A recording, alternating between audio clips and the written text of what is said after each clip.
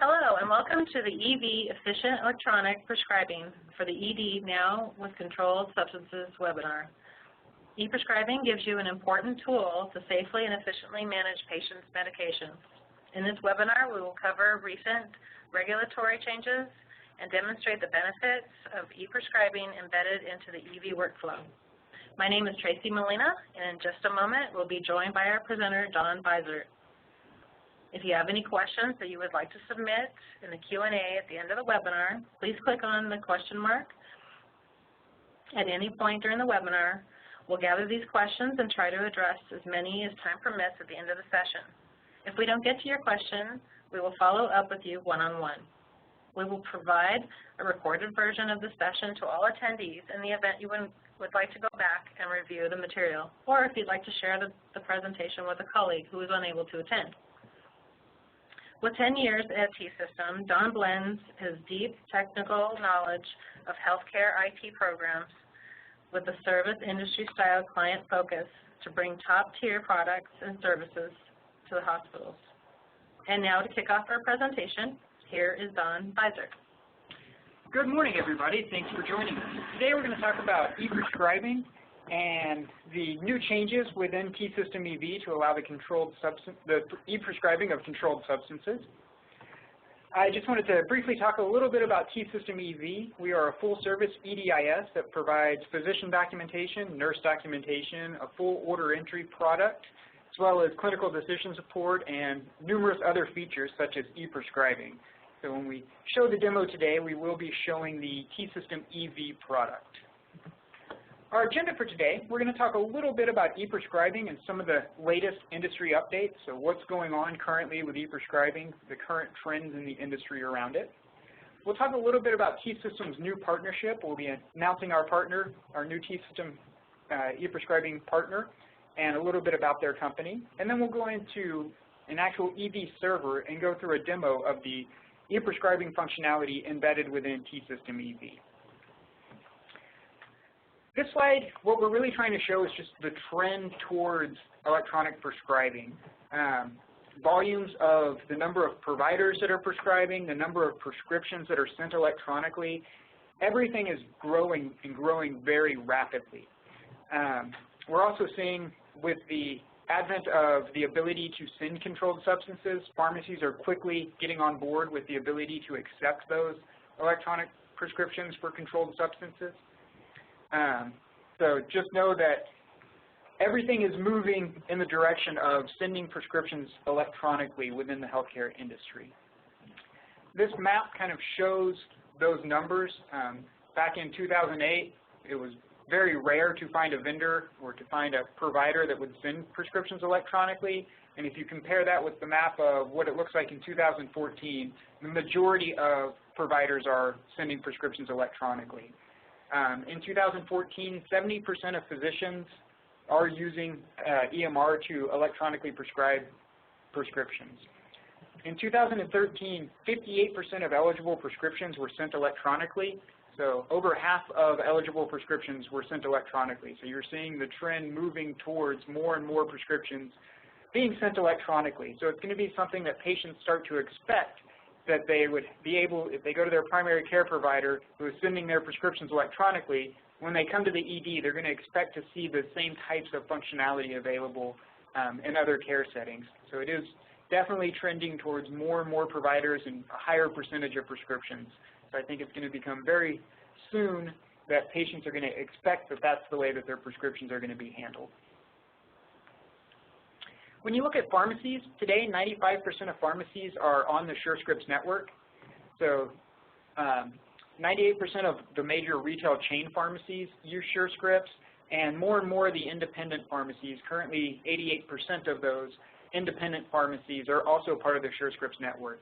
So chances are if you want to send a prescription to a pharmacy, that pharmacy will be set up, will be part of the SureScripts network. All of the pharmacy information will be there in SureScripts when you go and search for that pharmacy, and they'll be able to receive those prescriptions electronically. Studies have shown that providers that use electronic prescribing features have a much higher first fill rate for patients. It's about a 10% increase in first fill medication adherence. one of the major causes of patients coming back as readmissions or 72-hour returns to the ED is medication compliance. So patients who are not going out, filling their prescriptions, or being compliant with their medication regimen are bouncing back into the ED, causing unnecessary visits or being readmitted back into the facility and potentially getting the facility to have readmission penalties. So by electronically prescribing, you are helping encourage patients and helping the facility with their first fill medication adherence rate. That 10% increase, it's likely due to the ability within the electronic prescribing workflow for the physicians to be able to see formulary feedback. So when you're writing a prescription electronically, you will get feedback whether that medication is covered by the patient's insurance. And if it's not, you can automatically get alternatives that would be covered by the insurance. A lot of abandoned prescriptions are due to sticker shock with the copay. So when the patient shows up to the pharmacy and they find out they have a $100 copay for their medication, and they say, well, you know, I'm feeling a little bit better after going to the ED. I don't want to spend $100 on medication. They don't get that prescription filled, and then they trend downward and come right back to the ED. Whereas if you had given them something that had maybe a $8 copay, they would have filled the medication, would have started their medication regimen, and would have improved. So a lot of that first fill adherence rate is tied to the ability to provide cost-effective medications for a patient. For controlled substances, in the U.S., there is a large abuse of controlled substance medications. 15,000 people die annually from prescription drug abuse. If you compare that to the number of deaths from cocaine and heroin, the number of people that die from controlled substance prescription abuse is higher than both cocaine and heroin deaths combined. It's estimated that there's about 12 million people that are seeking pain medications. So those people are probably doctor shopping. They might be showing up at your EDs. They might be hanging out and going to hospitals or physicians' offices looking for prescription pads so they can tear a couple of extra pages off, get one script, get your DEA number off of that, and use the prescription pages that they're taking from the prescription pads that are lying around to get extra medications. So with electronic prescribing, there are no prescription pads laying around if you're sending prescriptions for controlled substances electronically, so it can help with that. Since 1995, the number of drug overdoses have tripled. There are over 1.2 million ED visits, so the abuse of controlled substances is having a direct impact on the ED volumes. So in looking to reduce the number of or the opportunities for patients to get controlled substances that they're not supposed to have and abuse prescription medications, e-prescribing has been shown to really help with this. So a lot of the reason that the government is pushing e-prescribing outside of the ED in the primary care setting, there were incentives and then penalty programs put in place to drive the adoption of electronic prescribing. The reason the DEA passed laws to allow the electronic prescribing of controlled substances is to help monitor some of the patterns around controlled substance prescribing. So by using the data, authorities are better able to figure out how people are getting access to these medications, figure out when they're getting medications that they shouldn't have, and use that to develop strategies to really drive patients and make controlled substances harder for patients to get their hands on when they shouldn't be having them. There are 3 states currently that have prescription drug monitoring programs. As an example, New York is one of those states. Anytime a physician in New York goes to write a prescription for a controlled substance, they have to log into a drug monitoring database. Every pharmacy that fills a prescription for a controlled substance, whether it was a handwritten prescription or an electronic prescription, the pharmacy has to log that information into a database. So the providers, when they go to write those controlled substances, they're actually having to check those databases to make sure that the patients aren't doctor shopping, that the patients aren't going around and getting lots of prescriptions for the same medications. So that's an additional use of electronic technology to try and monitor what controlled substances are being given to patients and really help narrow that down and control it.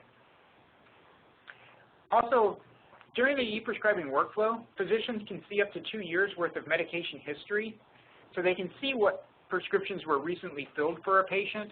So if they see that a patient just the other day got a prescription for pain medication and should still have some of that pain medication, that can help them say, tell the patient, I see you recently had a pain medication filled.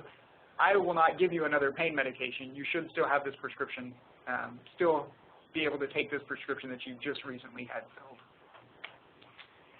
When you look at state laws, at the national level, the DEA has authorized the electronic prescribing of controlled substances. There are still 3 states that are not on board with Schedule 2 through 5 medications. Kansas and Vermont allow Schedule 3, 4, and 5 controlled substances, but they're not currently allowing Schedule 2 medications. And then Montana is currently not allowing controlled substances to be prescribed electronically.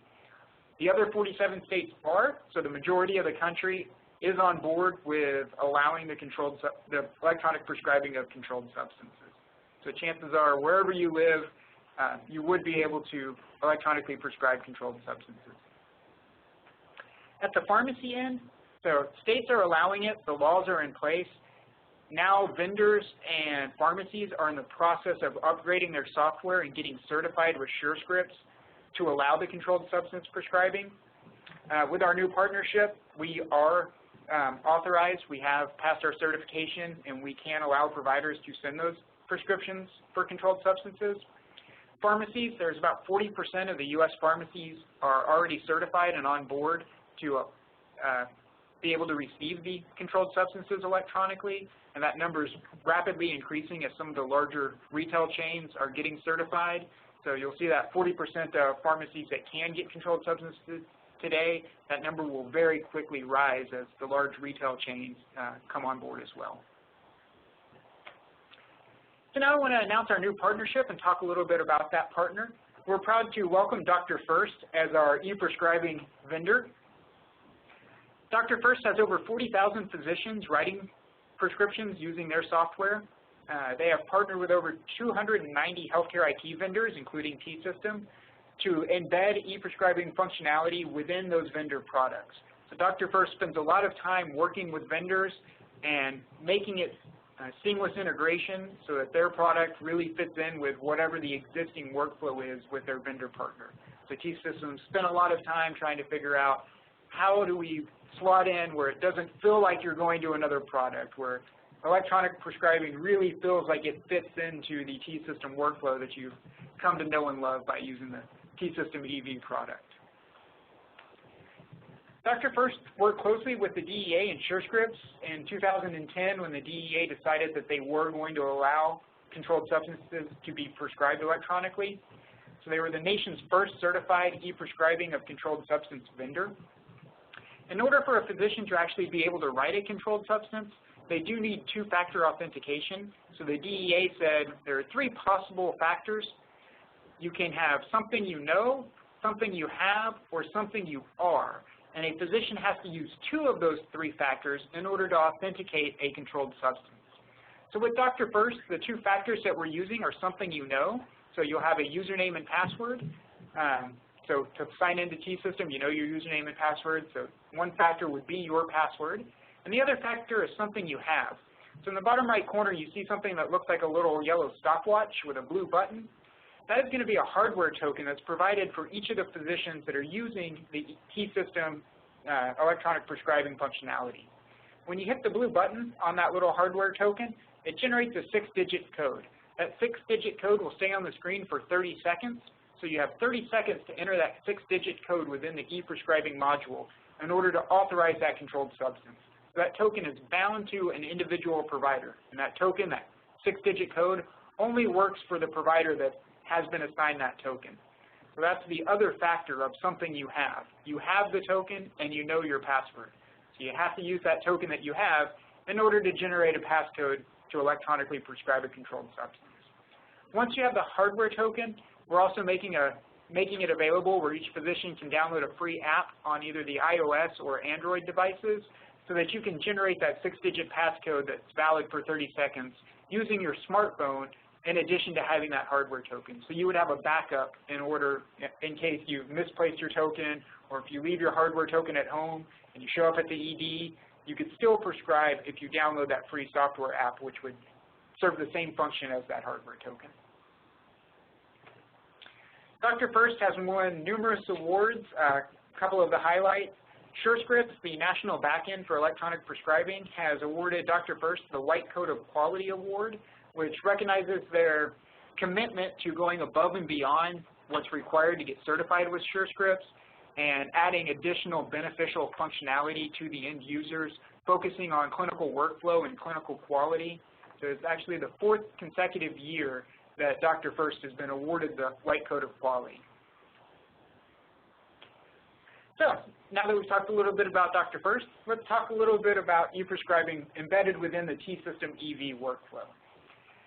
T-System has integrated with DrFirst in such a way that there's single sign-on and patient contact sharing.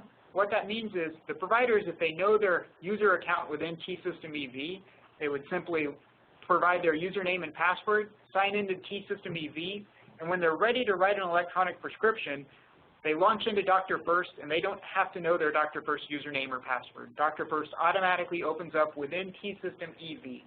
Whatever patient the physician was currently charting on will be the patient that's selected in DrFirst. So you don't have to worry about matching up or searching for a patient in DrFirst, or the potential risk for selecting the wrong patient and writing a prescription. Because T-System automatically selects the patient within DrFirst, and the providers don't have to know their username and password, it seems just like an extension of T-System EV. So from an end user perspective, it's a seamless integration into accessing DrFirst and starting to write prescriptions for their patients.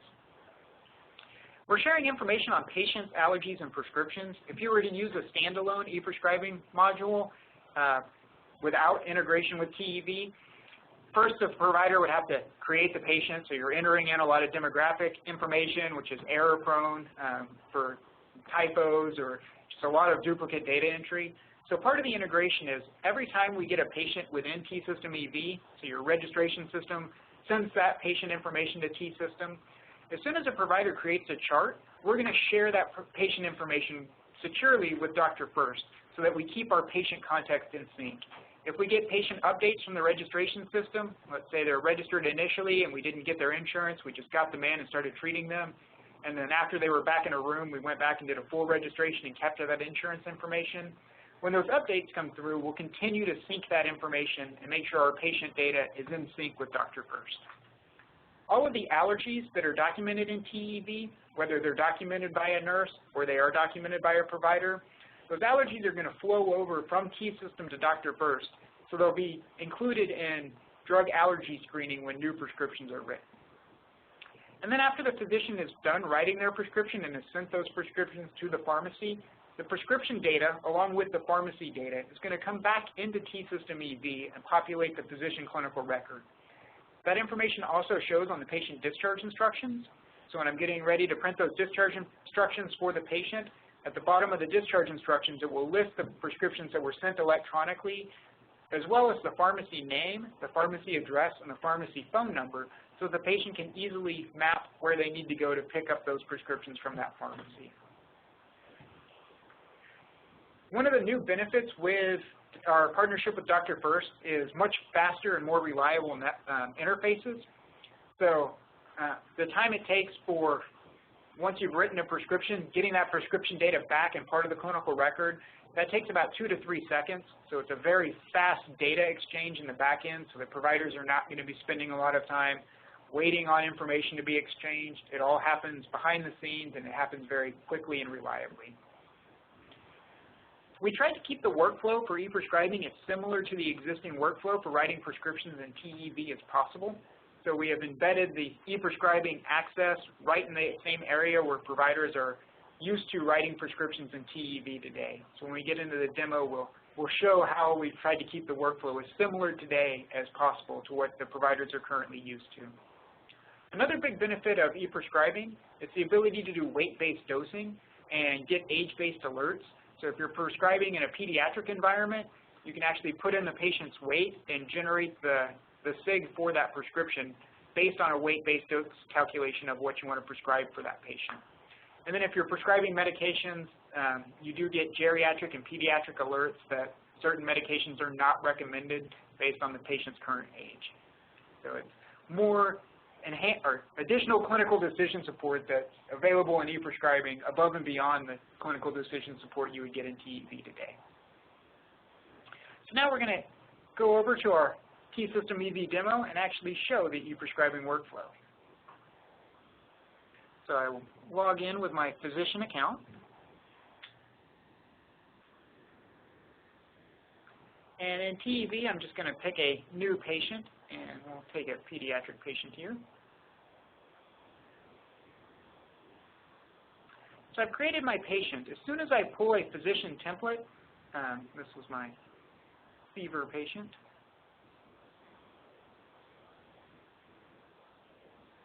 As soon as the physician template opens, in the background we're actually syncing up data with DrFirst. So now that my template's open, my patient is actually synced with DrFirst. So I already have this patient as part of the DrFirst patient population.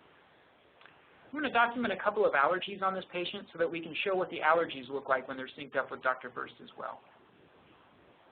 So if I say this patient is allergic to amoxicillin and maybe cephalosporins, and let's go ahead and add those to the visit, and I can document and say they get a little bit nauseous when they take the amoxicillin, and the cephalosporins cause them to break out in a rash. I can also document free text allergies.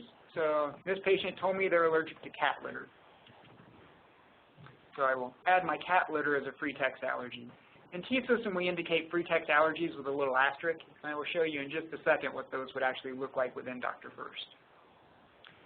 So now I've documented my allergies on my patient. To send electronic prescriptions, I go to the DXDI tab, so our Diagnosis and Discharge Instructions tab within TEV. Today in TEV, the physicians are writing prescriptions in this section of the template. You'll notice next to my prescriptions banner, I have an e-prescribing link. So to write a new e-prescription, I just simply click on the little Cheerio that's next to e-prescribing. This is going to launch into DrFirst. My patient is already selected. My provider is already signed in. So I'm here and I'm ready to start writing prescriptions. I can see that this patient doesn't have a pharmacy. So the first step in writing a prescription for a patient is to choose the pharmacy that we're going to send that prescription to. I can specify some information. So if I only want to search for Walgreens pharmacies, I can type Walgreens or Walgreen. Any portion of that will be included in the search result, and hit Find. On the Pharmacy Select screen, you'll notice that there is a dark line. Above the dark line would be your facility's favorite pharmacies. So I would encourage every facility during the implementation process to go and set up the pharmacies that are near the hospital or that are popular in your city. That way, when the providers search, all of those most used or most frequent pharmacies that are nearby your facility will be sorted right up there at the top. If it's not in the hospital's favorite pharmacies list, all of the pharmacies that match my search criteria will be displayed below that. For the other things you can see about the pharmacies, you can see if it has a C in red, that means that the pharmacy does accept controlled substance prescribing. So you're not left to wonder, if I send this, if I am writing a controlled substance for the patient, is this a pharmacy that accepts it? You would see that right here during the pharmacy select process. You would also see which pharmacies are 24-hour pharmacies. So this is a patient that I'm going to discharge in the middle of the night, but they need to pick up a prescription on their way home. I can see which pharmacies are going to be open 24 hours. So I'm going to go ahead and pick this pharmacy that accepts controlled substances and is a 24-hour pharmacy. So now that I've clicked the pharmacy name, that pharmacy is associated with the patient, and I'm ready to start writing a prescription. If this is a subsequent encounter for the patient, so it's their second time to come in through the ED or more than their second time, and I have previously used DrFirst to write a prescription for the patient, the pharmacy would be remembered. It will remember up to the last 5 pharmacies that the patient has used. So you can quickly jump back and forth between the pharmacies that a patient has already used. It will save you time. The more you use e-prescribing, the more time it's going to save you because the more patients will have already had a pharmacy selected. Let's say for this patient, before I get into writing a prescription, we'll scroll down at the bottom of the page. Here we can see the patient's allergies that I documented in TEV. So I said the patient was allergic to amoxicillin and that caused nausea. I also said that they were allergic to cat litter. You'll notice that is a free text, so it's indicated with a red triangle here. And then they're allergic to cephalosporins. So for that cat litter, if it was something that came over that I think might be able to be codified, I can hit Find Match within DrFirst. DrFirst is going to use the description, that cat litter, and try and find matching allergies that are codified within DrFirst. So they have things like cat claws, cat products, also catheters because it starts with cat, so it might match that cat allergy. In this case, none of these really match the cat litter, so I'm going to go ahead and leave it as free text and hit cancel. But if there was something that was free text in T-System EV that might be able to be codified in DrFirst, the providers have the ability to do that. But anything that is codified, so all the medications, we would be sending over an NDC code, so we are automatically codifying all of those medications. When I'm ready to write a prescription for the patient, I have 3 ways to do that. I can type a medication name or a portion of a medication name in the search box. I can search by categories, so like anti-infectant agents, which would drill into antifungals, antibiotics. So I can go through a tree search of categories to find a medication that way, if I know what it is I'm trying to treat, but maybe not the exact medication I want to give. Or the providers can set up their own favorites list.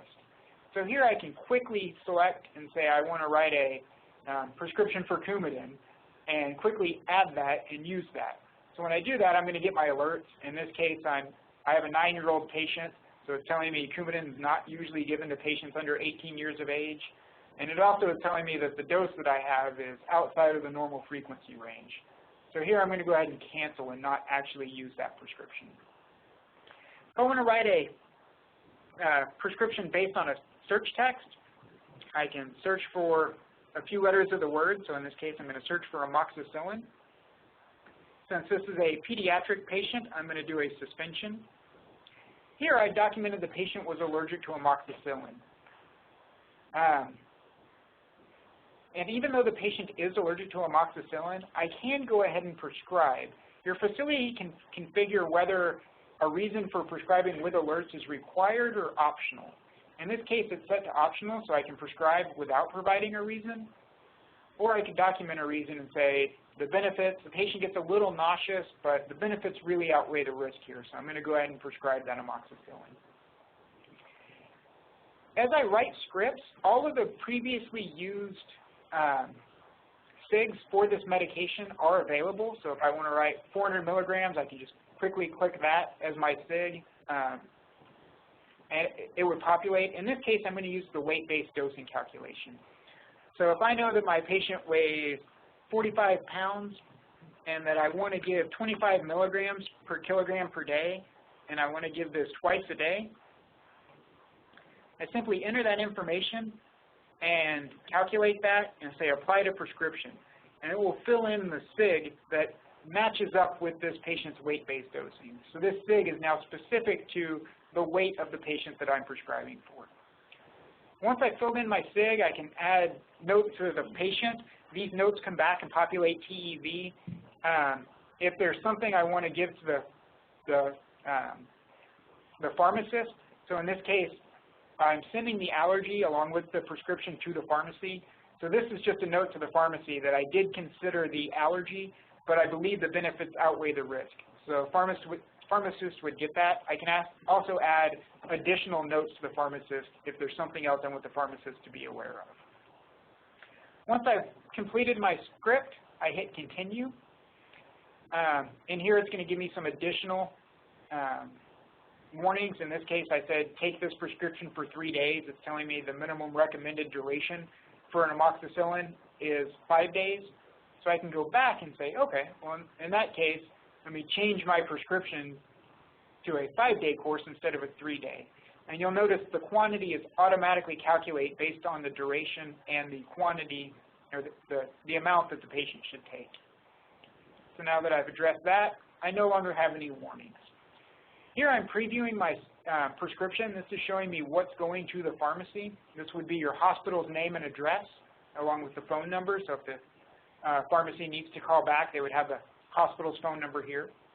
It will show you your patient demographic information, the prescription that I've written, and then any allergies that the patient has. And then all this information is going to go over to the pharmacy. If I want to continue to write additional prescriptions or leave this pending, perhaps I'm waiting on some lab results to come back before I finalize this prescription, I can just say OK, and that will leave the prescription in a pending state. Or I can enter in my PIN and hit send, and this would go to the pharmacy. In this case, I'm going to go ahead and leave the prescription pending. So now back on my patient screen, if I had written the medication, it would be part of the patient's medication history and display here. I'm going to change patients and show you the medication history in just a moment. Down here, I see all the prescriptions that I have pending for a patient. When I'm ready, I can select multiple prescriptions, enter my PIN, and hit send and send those to the pharmacy. Let me write a controlled substance prescription so I can show you what that looks like. So if I want to write a prescription for Vicodin, I can type a few letters of that. I can see that it is a scheduled medication. I will go ahead and say OK. Here, my patient is under 12, so I get a warning. I'm going to go ahead and prescribe anyway. I'm just going to tell them to take 1 tablet every 6 to 8 hours, and if I want to, I can say as needed, or as needed for pain. Once I have my SIG for that, I can just say OK. I would preview my Vicodin prescription. I could choose to send it here, or I can leave this pending as well. So now that I have 2 pending prescriptions, I could select them both, enter my PIN once, and send those to the pharmacy. Since I have a controlled substance, when I enter my PIN and hit send, I will be prompted for my token authentication. So at this point, if I hit send, I would get another dialog asking me to enter that 6-digit PIN that would be generated by that hardware token. In this case, I'm just going to leave both of these prescriptions pending because I am on a demo server, so I can't actually send prescriptions through the SureScripts network. So I'll just leave these pending and go ahead and exit out of the application. Here we'll see a little dialog. It tells me that it's syncing data. So while that dialog was open, in the background, T-System was pulling back the prescription data. Once that dialog closes, I can click Manage, and I can actually see the prescriptions that I wrote for this patient. It would show me the pharmacy name, as well as the address and the phone number for that pharmacy, in case I needed to contact that pharmacy. Because these were still pending, if I go back in here, say my lab results came back, and I decided, oh, I don't want to give that amoxicillin, I need to give them a different antibiotic instead, I can delete that prescription for amoxicillin. When I exit out of here now, I'm updating prescription information. And when I click on my Manage link, I would see that the amoxicillin was struck. So this amoxicillin prescription is not going to show up on the patient discharge report because I canceled that prescription. I did leave the Vicodin as active, so it would still show up on the patient's report. So when I go and I look at that discharge report, I'll see down here, when I print this out for the patient, they would see they got a Vicodin prescription, and they would see the pharmacy where they need to go and pick it up. They need to go pick that up at this pharmacy, the Walgreens, and they would have the address so they could map it and go find that pharmacy.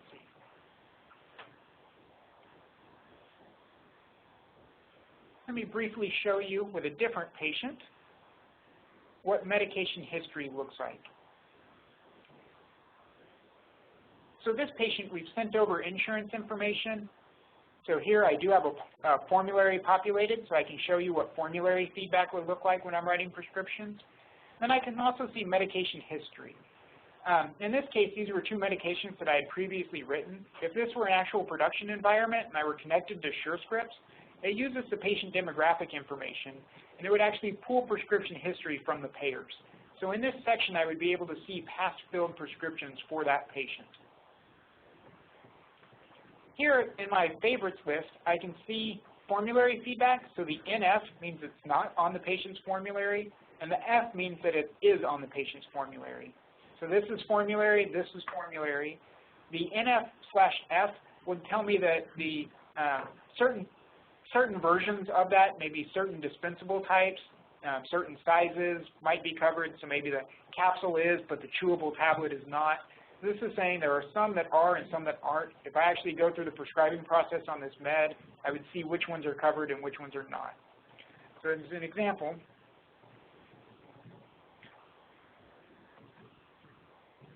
if I want to write a prescription for amoxicillin, here I would see Fs for everything that is covered on the formulary.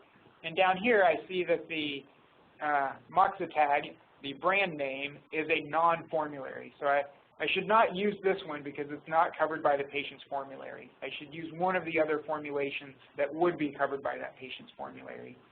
If I do try and write this prescription for Moxitag that's not on the formulary, I would get a warning that would tell me that it's not covered by the formulary, and it would suggest one of these other alternatives to me instead. So that's how the patient formulary and the medication history works. One other thing that I wanted to show you, I have left some prescriptions pending. So back on my home screen at the top, I see this new e-prescribing button. This would show me how many prescriptions I've written but have not sent to the pharmacy. So we would encourage the physicians prior to the patient actually being discharged to go ahead and send those prescriptions. But there is feedback to the physicians to let them know that they've written prescriptions that haven't been sent. And this is the count of prescriptions that have not been sent for the currently logged in provider. So each provider would have their own count of prescriptions that they have written that they need to sign off on that haven't gone to the pharmacy. If I click that button, I would see all of the pending prescriptions that I have. So this is showing this is the provider that I currently am. These are all the prescriptions that are pending, and you'll notice that there are multiple patients here. So this is all of my pending prescriptions across all of my patients. So I can select all of these prescriptions, enter my PIN once, and send those over to all of the pharmacies that are associated with those prescriptions in one fell swoop. So it can save some time if you've got a bunch of pending prescriptions. This is also a similar workflow that you would use if you have residents or other mid-level providers that are not authorized to send controlled substances. Those mid-level providers can continue to write prescriptions. They would just have to choose the attending physician when they write the script, and then the count would show for the attending physician. And when the attending physician logs in, they would see that it was written, and under the staff, it would list the mid-level that wrote that prescription that needs the attending authorization. And the attending could go ahead and select it and authorize it by signing that prescription on behalf of the mid-level here. So same workflow for pending prescriptions as well as prescriptions that need a signature by an authorizing attending physician. So that is our e-prescribing demo. So we are ready to turn it over for questions. I just wanted to briefly mention before we turn it over to prescriptions that if you would like to get more information, you can contact your client manager or your client relationship executive if you're a current T-System EV client. They can provide a personalized price quote if you want an individual demo, or if not all of your providers or not all of your staff at your facility were able to join this webinar today and want a personalized demo, we can definitely set one of those up for you. And then this would be available in Service Pack 2 for T-System EV 4.1. That will be generally available in early October. So we're starting the process of getting people signed up now to be able to get this implemented and delivered starting in October. If you're not a T-System client or you don't have your client manager or client relationship executive contact information readily available, feel free to email us at info@tsystem.com and we can connect you with the right people. Great. Thank you, Don. We actually have a lot of great questions that came in. One person asked, there's been some chatter with the pharmacists in Texas that won't accept Schedule II via e-prescriptions. Will e-prescribing be used for instance, hydrocodone in Texas after October 6th? Texas legislation, so it is legal to prescribe Schedule II medications in Texas. The pharmacies, their software vendors do have to go through a SureScript certification process. So if the pharmacy has gone through SureScript certification, which some of the major like Walgreens and other major retail pharmacies have gone through that, and Texas legislation would allow it, so legally you can send a Schedule II controlled medication to the pharmacy using the e-prescribing product. So it is a legal way to prescribe. Now, if an individual pharmacist doesn't want to accept it that way, that would be, I guess, a pharmacist's choice, but there's nothing that would prevent it from a legal perspective as long as the both the pharmacy vendor and the prescribing vendor are certified, and our prescribing vendor, Key Systems e-prescribing product is a certified product, so there's nothing that should prevent that. Okay. Is the token also required for non-controlled substances? It is not. When I put in my PIN and I hit send, if it's a non-controlled substance, it would go through to the pharmacy without having to use that token. The DrFirst product knows which medications are scheduled. It actually does state variance because individual states have different controlled substance regulation. So it looks at the national DEA or FDA level of controlled prescription. It also looks at what state your prescription is originating in. So let's say New York and New Jersey are very close to each other. So if I'm in New York and I'm writing a prescription, but I'm sending it to a pharmacy in New Jersey, it will take the national guidelines, the New York guidelines, and the New Jersey guidelines. It will figure out who has the most stringent controlled substance policy, and it will enforce the use of the token at the most stringent level. But if it is a non-controlled substance, that will go directly to the pharmacy without having to use your token. Okay. Is the PIN the same as what you would use on TEV? The PIN would be set up during the registration process. So if you would like to register, when the providers are registering and going through the identity proofing process and getting their controlled substance tokens assigned to them, they would choose their PIN. So you can absolutely choose the same PIN that you use in TEV so that you would know your PIN. You don't have to. You could choose a separate PIN if you wanted to, but I definitely would encourage you to use the same PIN so you only have one thing to remember. Does pharmacy information carry over from visit to visit? It does. If I pick a pharmacy for the patient, it will actually remember their previous 5 pharmacies. So if one time they want to fill the prescription because they went to the ED, but they happen to feel great enough to go back to work and they want to pick up the prescription at a pharmacy close to their work, and then the next time they use their home pharmacy, the one that's close to their house, both of those would be remembered in the patient's recently used pharmacy list, so up to 5 recently used pharmacies, and then it pre-selects the last used pharmacy. So it's easy to change it if you need to, but it absolutely will remember the pharmacy that was used the last time for that patient. Okay. How about if you put in a prescription and you want to cancel it after it's already been sent? Through SureScripts, you don't actually cancel the prescription. You can stop the medication. And what's neat about DrFirst is they will actually send a fax cancel to the pharmacy. So how that works is once I've written a prescription, it's added to the patient medication history section. And under the medication history section, there's a renew or a stop button. So if it's a previously written prescription, I need to just write a renewal for the patient. I can do that with one click. Or if it's something I want to stop, I just hit stop, put in the current stop date, and if the stop date is the same date as the prescribed date, it's going to send over a fax cancellation to the pharmacy. I would probably encourage calling the pharmacy, because if the pharmacy is used to getting things electronically, they might not be checking their fax machine all that often. But it will send a fax cancellation, and that will show the prescription is struck through within TEV. So it's the same as if I canceled a pending prescription. It will strike the prescription back in TEV and fax the pharmacy that they should not fill that prescription.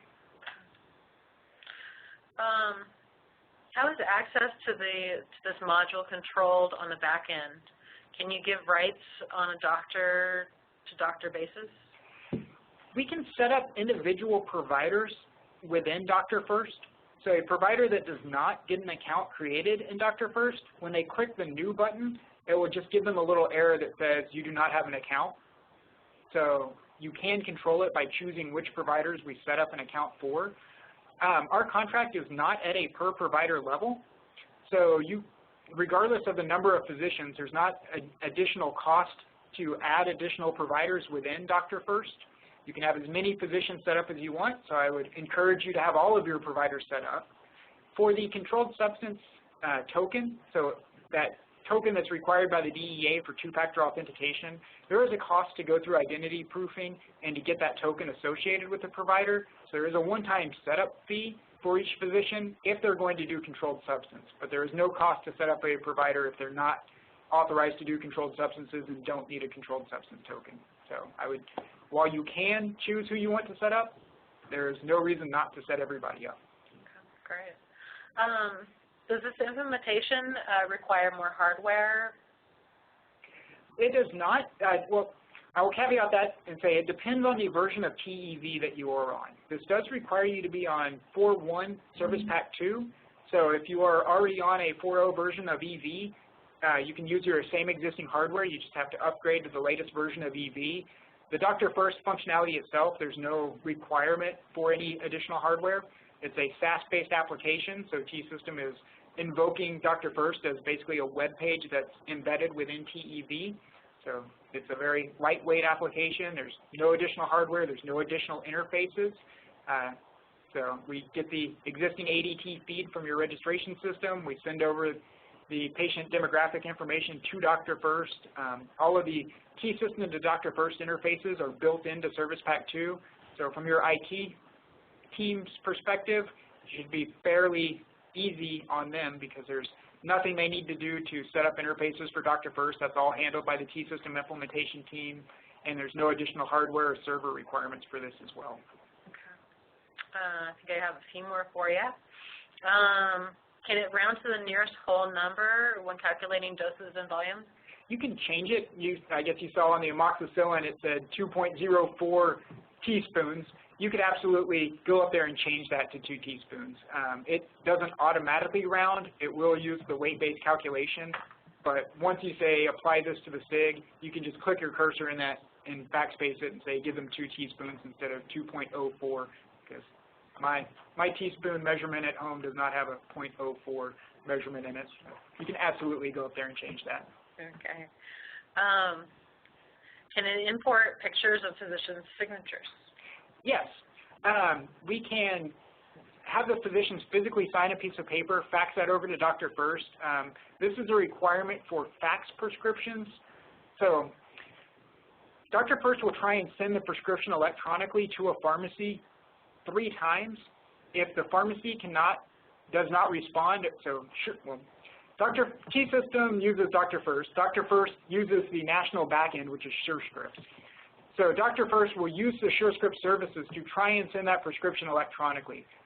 The pharmacy is also on the SureScripts network, but if for some reason the pharmacy is not responding to SureScripts to receive that electronically, we'll try multiple times.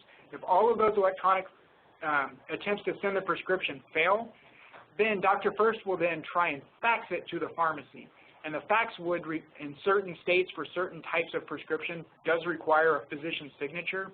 So we can pick up an image of that physician's signature, place it on the fax, since it's already been signed electronically by the physician.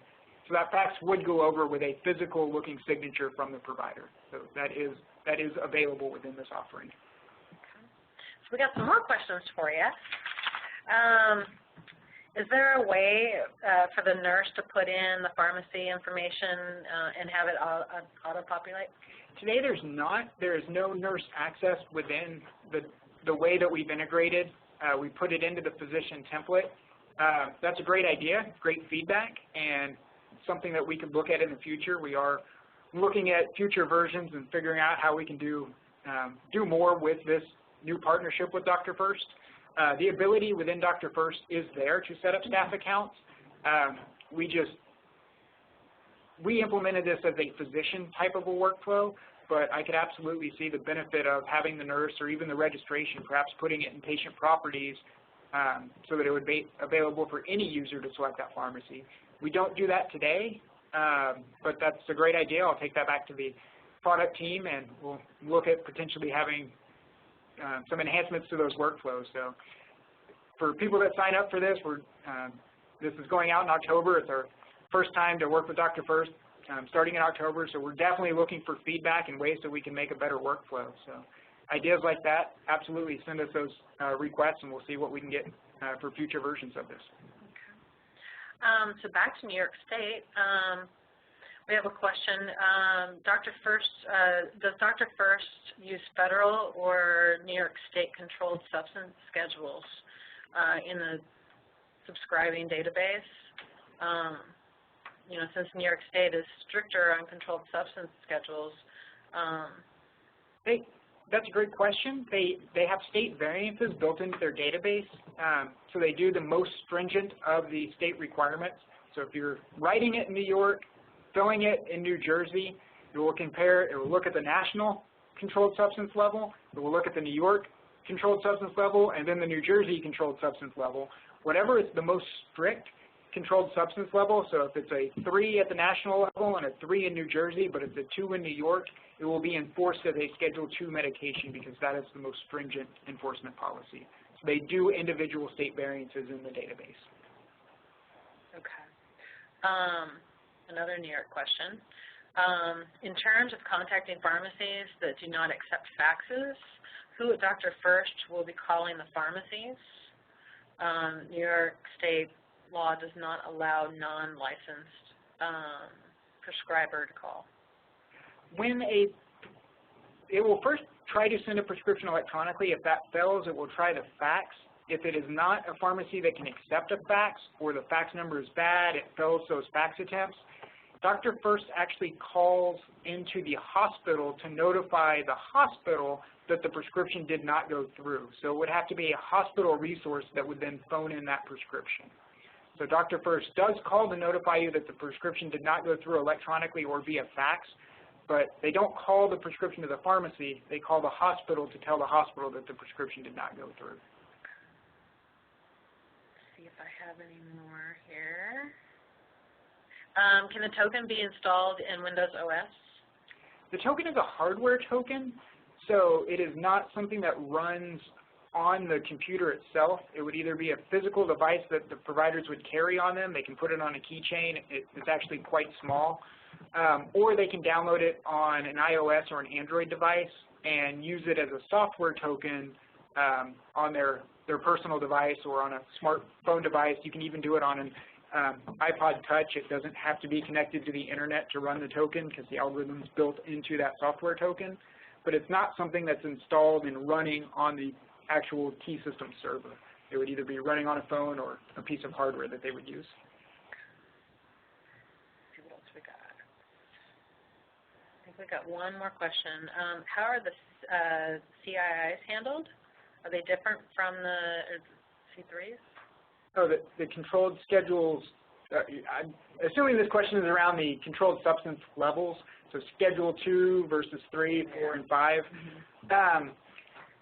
They're handled in the same way, so any controlled substance, Schedule 2, 3, 4, or 5, if it can be sent electronically, when you go to write a scheduled medication, you just get prompted and you have to use your token to generate the passphrase, that 6-digit number, and type that in order to send it to the pharmacy.